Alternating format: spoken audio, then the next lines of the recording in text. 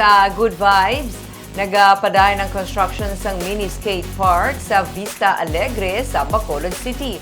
Mayara man sang mini coliseum basketball court kag mga opisina sa tupad sini. May report si Romeo Subaldo.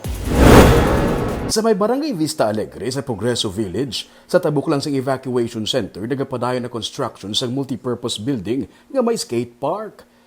Sa side sa multipurpose building, nagatindog na ang mga salsalon nga haligi, parte sang basketball court nga may mini coliseum nga may mga bleachers. May mga opisina man nga igatukod sa palibot. Magatindog ini sa 3,141 square meters nga propiedad sang syudad.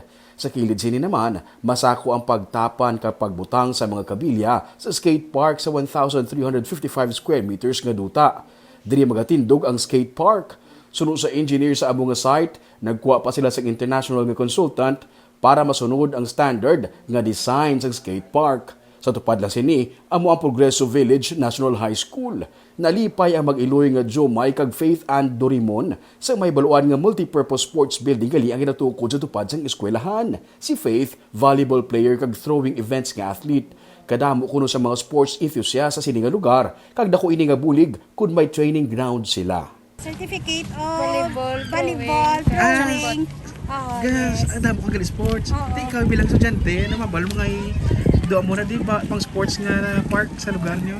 Ox kay mas nami kay lapit kag tubangay lang eskwelahan. Yes! Damo gidi ano sport. Ganyan, damo gidi ganyan trangas. Sa inyo de, damo gid ka sako sa sports nga kabataan. Para activities nila, ay mostly ang mga estudyante very active sa mga sports. Siling ni Faith, may mga lower years naman sa iya nga hilig ang skateboarding sa ilang eskwelahan.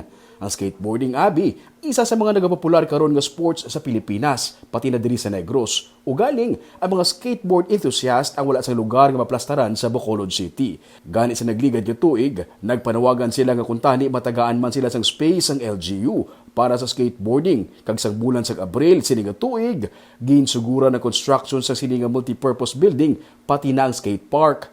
Sa post sa page ni Mayor Albi Benitez, iyagin siling nga ginapabot nga sa May 2024, mabuksan na sa publiko ang ini nga pasilidad.